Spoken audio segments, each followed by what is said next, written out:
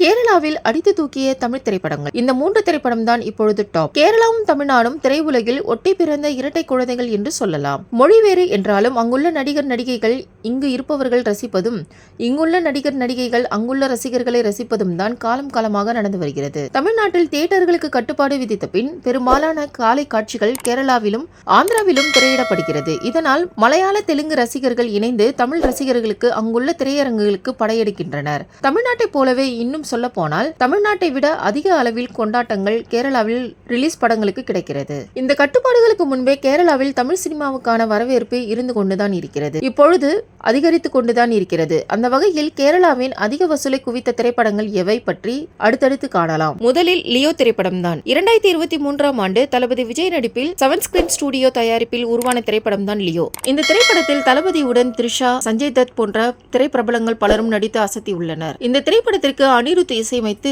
பாடல்கள் அனைத்தும் பட்டி தொட்டி எங்கும் பட்டையை கிளப்பியது என்று சொல்லலாம். தளபதி நடிப்பில் வெளிவந்த லியோ திரைப்படம் எல்சியூவில் இருப்பதால் அதிகப்படியான எதிர்பார்ப்புகள் மத்தியில் இந்த திரைப்படம் வெளியானது.